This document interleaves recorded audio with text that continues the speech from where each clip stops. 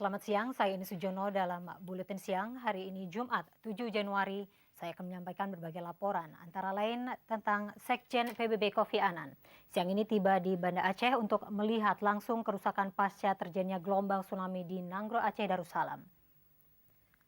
Pembagian air bersih semakin banyak dilakukan bagi korban bencana gempa dan gelombang tsunami di Aceh.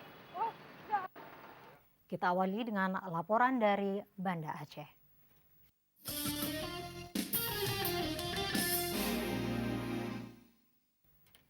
Pemirsa, Sekjen PBB Kofi Annan hari ini meninjau lokasi bencana di Nanggro Aceh Darussalam.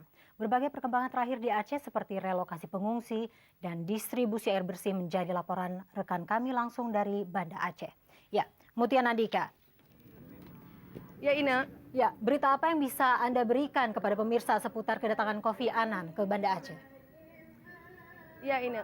Kofi Annan tadi pagi tiba di Bandara Sultan Iskandar Muda Banda Aceh, didampingi dengan Menko Perekonomian. Mereka langsung melakukan pertemuan tertutup di sana dengan Alwi Shihab selaku Ketua Harian Tim Penanggulangan Bencana Nasional di Nanggro Aceh Darussalam. Dan siang tadi mereka langsung melakukan kunjungan ke Melaboh untuk melihat situasi terakhir di sana, bagaimana distribusi bantuan, bagaimana pengungsi dan korban yang selamat di Melaboh. Dan kemudian rencananya siang ini sekitar pukul 2 siang, rombongan dari Kofi Annan juga akan mengunjungi dan mengitari kota Banda Aceh untuk meninjau pengungsi-pengungsi yang terkena korban yang terkena gempa dan gelombang tsunami 26 Desember kemarin. Rencananya mereka akan mengitari kota Banda Aceh untuk melihat distribusi bantuan juga ke beberapa posko pengungsian dan sejauh mana para pengungsi ini ditangani oleh aparat dan para relawan. Ya, Ine, kemudian mengenai relokasi pengungsi, tadi rekan kami Amalia Kartika dan Andi Muhyiddin sempat mengunjungi beberapa posko pengungsi dan mulai hari ini rencananya akan dilakukan relokasi pengungsi di 24 titik yang tersebar di Nanggro Aceh Darussalam, khususnya bagi para korban yang terkena tsunami. Dan tempat-tempat pengungsi ini nantinya akan dibangun dengan memenuhi persyaratan kebersihan, MCK, dan tempat-tempat sanitasi yang cukup dan juga dapur umum. Relokasi pengungsi ini juga dipersiapkan rencananya untuk 2 tahun mendatang, sehingga posko-posko pengungsian yang merawat ribuan pengungsi bisa lebih terorganisir dan para pengungsi juga bisa terjamin kesehatan serta makanannya dengan baik, Ina. Dan mengenai distribusi air bersih yang memang sekarang masih menjadi masalah di Nanggro Aceh Darussalam, terutama di posko-posko pengungsian, karena masalah air bersih ini dialami setelah adanya gempa dan gelombang tsunami kemarin. Pipa-pipa yang berada di dalam tanah rusak dan patah, sehingga distribusi serta air-airnya sudah terkontaminasi. Dan mulai hari ini terlihat ratusan warga yang mengantri untuk meminta air bersih di beberapa lokasi di Banda Aceh yang mendistribusikan air bersih dari bantuan-bantuan asing. Seperti tadi kami sempat meninjau di wilayah Pantai Perak, Banda Aceh, ratusan pengantri dari warga Aceh maupun para pengungsi, mereka mengantri air bersih yang siap minum.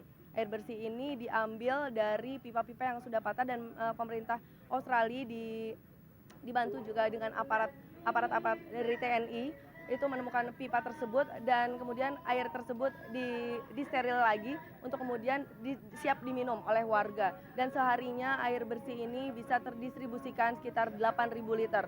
Antrian hari ini panjang sekali dan tidak hanya di satu titik di Pantai Perak, ada sekitar 3 titik pendistribusian air bersih ini, Ine.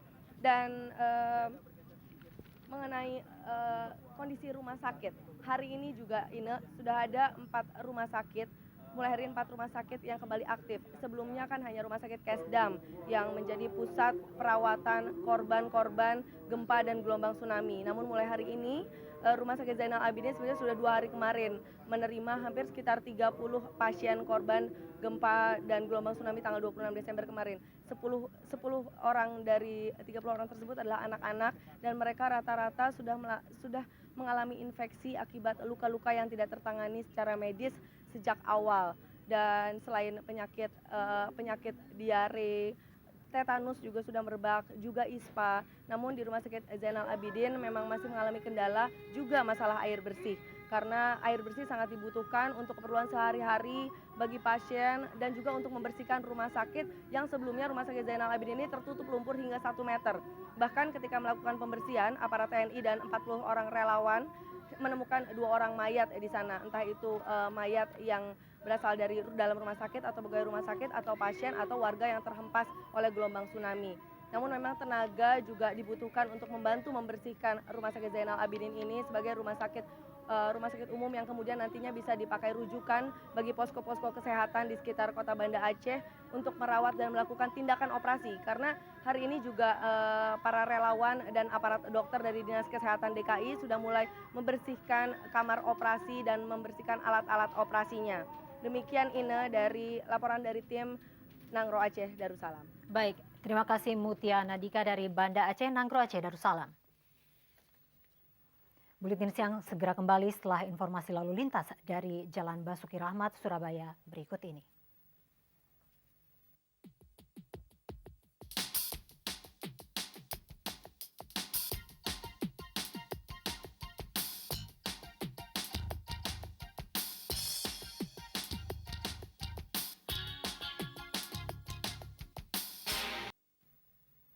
Pemirsa, pengungsian korban tsunami dari Aceh terus berdatangan ke Medan, Sumatera Utara. Sekitar 5.000 warga keturunan asal Banda Aceh yang datang kemarin ditampung di Jalan Meta 5, Kelurahan Tanjung Mulia, Medan. Dengan demikian, jumlah keseluruhan pengungsi di Medan mencapai sekitar 10.000 jiwa.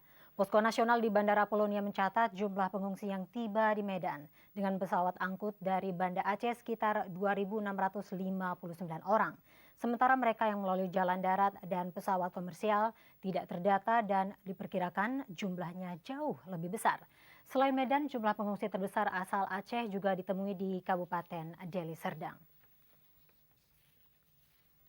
Banyak keluarga korban gempa dan gelombang tsunami yang mengungsi ke luar Nangro Aceh Darussalam. Seorang anak beserta orang tuanya yang mengungsi ke Lampung masih trauma saat melihat air.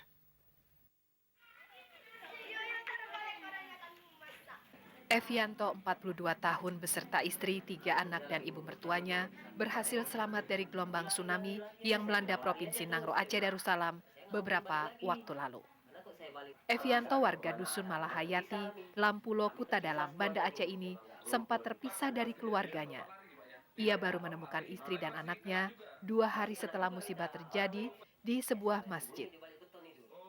Selamat, alhamdulillah, sudah ada yang tampung di sana. Terus saya cari anak saya yang tua sama bapak. 2 hari saya berjalan itu cari mereka, tidak ketemu. Dengarnya di Darussalam, tapi saya tidak bisa menyusuri Darussalam lantaran masuk ke arah kampus Darussalam itu memang tidak bisa jalan. Hari Selasa lalu, keluarga ini pun mengungsi ke rumah kerabat mereka di Lampung. Keluarga ini tidak memiliki apa-apa lagi. Rumah dan isinya hancur dilanda gempa dan tsunami. Namun Evianto sangat berharap dapat kembali dan hidup normal di Aceh. Sementara itu anak bungsu Evianto, Mita, trauma atas musibah gempa dan tsunami. Mita kerap menangis ketakutan melihat air dalam bak kamar mandi. Saudara ipar Evianto, Kusmiaji, berencana menyekolahkan keponakannya di Lampung. Kusmiaji juga berharap adanya kepedulian dari pemerintah terhadap nasib para korban tsunami yang saat ini berada di luar Aceh. Dari Lampung, Konisema melaporkan. Kita beralih ke Jawa Timur. 17 rumah rusak dan sejumlah warga pergi mengungsi menyusul gempa berkekuatan 4,6 skala Richter yang mengguncang sejumlah wilayah di Lumajang, Jember, dan Probolinggo, Jawa Timur Selasa dan Rabu kemarin.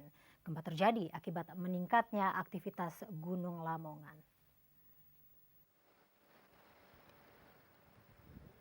Aktivitas Gunung Lamongan di perbatasan Lumajang, Jember, dan Probolinggo, Jawa Timur dalam 3 hari terakhir meningkat drastis.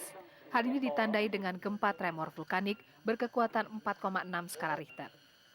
Data dari pengamatan Gunung Lamongan di Gunung Mejo, Lumajang mencatat gempa vulkanik ini terjadi sebanyak 64 kali. Akibat gempa ini 17 rumah di Desa Ranu Gedangan, Tiris, Probolinggo rusak berat. Bahkan sebagian warga kini mengungsi karena takut terjadi gempa susulan yang lebih besar. Ya resah Pak di sini Pak. Terus ada yang pada ngungsi takut. nggak? Sebagian memang saya sarankan untuk ngungsi demi keselamatan, khawatir ada gempa susulan. Untuk wilayah Lumajang dan Jember, gempa ini tidak menyebabkan kerusakan, namun sempat membuat panik warga. Satlak Penanggulangan Bencana Kabupaten Lumajang menghimbau masyarakat yang berada di sekitar Gunung Lamongan untuk waspada, mengingat kawah Gunung Lamongan tersebar di beberapa tempat yang berupa danau. Warga berharap pemerintah Kabupaten Probolinggo segera memberi bantuan untuk meringankan beban warga yang rumahnya rusak berat. Kabak Infokom Kabupaten Probolinggo, Hadi Prayitno berjanji akan memberi bantuan kepada warga yang menjadi korban gempa. Dari Probolinggo, Jawa Timur, Solihin Bahari melaporkan. Pemirsa, Buletin Siang masih akan kembali setelah informasi lalu lintas dari Jalan Gajah Mada, Jakarta berikut ini.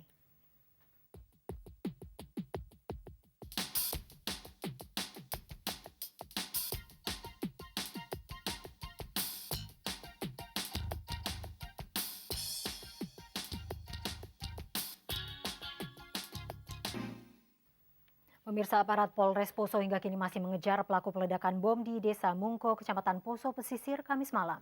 Tidak ada korban jiwa dalam aksi peledakan ini. Di lokasi ledakan, aparat menemukan 2 buah senjata rakitan serta 1 peti berisi 60 buah bom berdiameter 1,5 cm. Pelaksana Harian Kapolres Poso AKBP Suko Haryanto mengatakan pihaknya masih melakukan penyidikan dan belum dapat memastikan siapa pelaku dan motif dari aksi tersebut. Meski terjadi ledakan bom, situasi kota Poso tetap aman dan kondusif. Masyarakat tidak terpengaruh oleh ledakan tersebut. 6 orang wakil warga Buyat pagi tadi mendatangi kantor LBH Kesehatan di Manggarai, Jakarta Selatan. Mereka ingin mencabut surat kuasa yang pernah diberikan warga Buyat kepada LBH Kesehatan. Wakil warga Buyat yang dipimpin Anwar kecewa dengan tindakan LBH Kesehatan yang melakukan perjanjian damai dengan PT Newmont Minahasa Raya. Menurut mereka perjanjian dilakukan tanpa sepengetahuan warga Buyat. Mereka merasa sangat dirugikan dan merasa ditipu oleh LBH Kesehatan. Kepala Divisi Non-Litigasi LBH Kesehatan Albert Panggabean mempertanyakan keberadaan Anwar apakah benar-benar mewakili warga Buyat. Pemirsa, kondisi kesehatan Agian Isna Nauli kini terus membaik. Agian yang sempat diusulkan suaminya untuk disuntik mati sudah mampu berkomunikasi. Namun suaminya Panca Arya Hasan Kusuma menyatakan tidak akan mencabut permohonan eutanasia.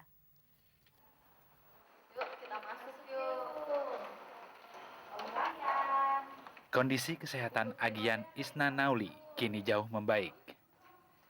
Ia sudah bisa duduk, makan bubur melalui mulut, bahkan berkomunikasi. Agian sudah bisa kembali berbicara. Ia pun bisa mengenali para tamu yang datang menjenguknya. Nanya lagi. Lu mah kurang ajar. Nggak boleh gitu. Itu om dokter loh. Itu om dokter loh. Ntar disuntik. Nggak ada nyuntik kok. Nggak ada suntik. Nggak ada nyuntik.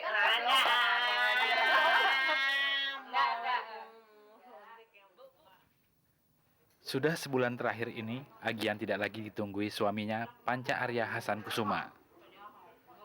Agian yang kini dirawat di Pavilion Suparjo Rustam, Rumah Sakit Cipto Mangun Kusumo, Jakarta, hanya ditunggui oleh 2 anggota LBH Kesehatan.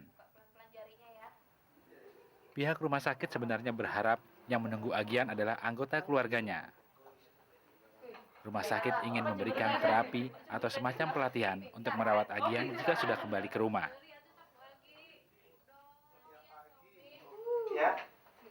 Agian 33 tahun sempat diusulkan oleh suaminya untuk disuntik mati atau eutanasia. Agian menderita kelumpuhan total dan koma selama 5 bulan setelah menjalani operasi sesar untuk melahirkan anaknya. Usulan untuk disuntik mati inilah yang kini kerap membuat Agian cepat tersinggung atau bahkan marah, terutama terhadap suaminya. Namun sang suami yang kini berada di Medan, Sumatera Utara menegaskan tidak akan mencabut permohonan eutanasia yang diajukannya ke Pengadilan Negeri Jakarta Pusat meski kondisi Agian terus membaik. A.M. Fikri dan Asep Edward melaporkan. Buletin siang akan segera kembali setelah informasi lalu lintas dari kawasan Bundaran HI Jakarta berikut ini.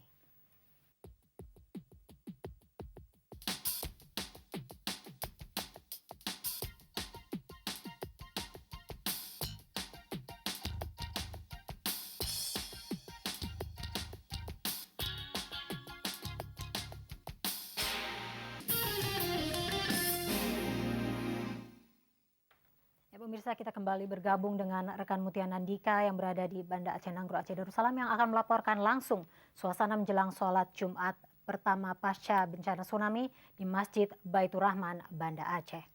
Ya, Mutia Nandika, silakan. Ya Ine. Di tengah kesibukan dan kepiluan warga Banda Aceh dalam membangun kembali kota Banda Aceh yang luluh lantah akibat gempa dan gelombang tsunami 26 Desember kemarin, hari ini warga Banda Aceh khususnya kaum pria menyempatkan diri dan berbondong-bondong untuk melakukan sholat Jumat yang pertama kalinya di Masjid Baitur Rahman, Banda Aceh. Lihat di sana antrian panjang warga Banda Aceh yang masuk dari tiga pintu utama dan mereka mengantri untuk wudhu. Dan tadi saja Masjid Baitur Rahman, petugas Baitur Rahman baru saja mengumumkan apabila persediaan air untuk wudhu di Masjid Baitur Rahman habis, maka para warga Banda Aceh yang akan melakukan sholat Jumat di sini bisa mengambil air wudhu di Bank Syariah Mandiri.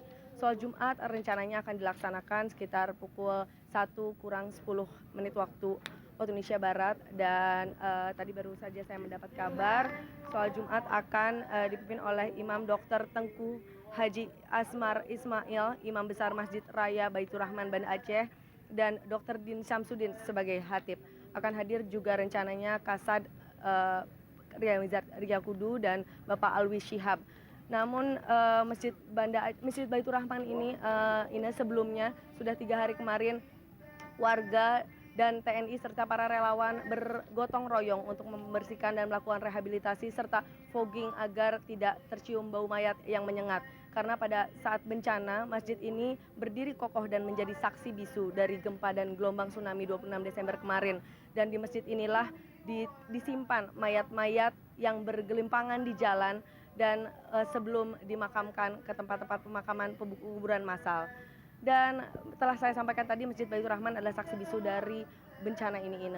Dan sedikit kisah mengenai Masjid Baitur Rahman yang menjadi kebanggaan warga Aceh.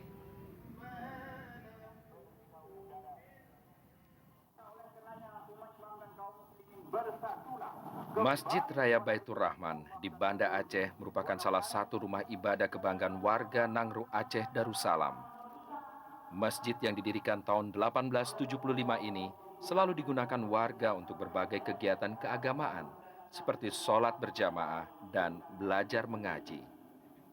Bahkan saat bulan Ramadan, banyak warga yang menunggu waktu berbuka puasa di sekitar halaman masjid.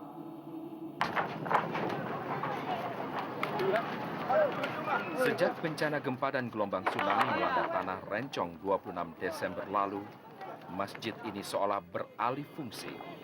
Ribuan warga memadati masjid, namun bukan lagi untuk beribadah atau sekedar bermain di halaman masjid. Mereka mengungsi, berlindung dari ancaman tsunami susulan. Korban selamat dari berbagai daerah di luar Banda Aceh juga banyak yang mengungsi ke sekitar Masjid Baitur Rahman. Mereka mengaku pindah ke Banda Aceh agar lebih mudah memperoleh bantuan. Hari ini, Jumat 7 Januari 2005, untuk pertama kali pasca bencana, Masjid Baitur Rahman dipadati kembali oleh umat untuk sholat Jumat. Tim Liputan RCTI melaporkan. Iya Ine, dan rencananya di Masjid Baitur Rahman ini nanti akan dilaksanakan setelah sholat Jumat, sholat gaib dan doa bersama.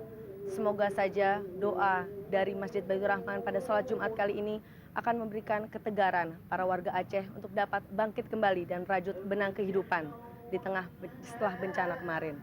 Tim Liputan Aceh melaporkan. Baik, terima kasih Mutia Nandika dari Banda Aceh, Nanggro Aceh Darussalam. Pemirsa, tidak hanya negara yang kaya dan berkuasa yang mempunyai solidaritas atas musibah yang terjadi di Indonesia. Pemerintah Timor Leste bersimpati pada korban musibah tsunami yang melanda Aceh dan akan segera mengirimkan bantuan. Menlu Timor Leste Ramos Horta pagi tadi di Jakarta mengatakan saat ini masyarakat Timor Leste berupaya melakukan penggalangan dana. Penggalangan dana dipimpin langsung Presiden Sanana Gusmao didukung para uskup gereja, parlemen, dan PNS di negara ini. Dana yang dikumpulkan mulai dari 5 sen hingga $1.000. Akhir bulan Januari ini Presiden Timor Leste Sanana Gusmao akan datang ke Jakarta untuk menyerahkan bantuan berupa cek kepada Presiden Susilo Bambang Yudhoyono.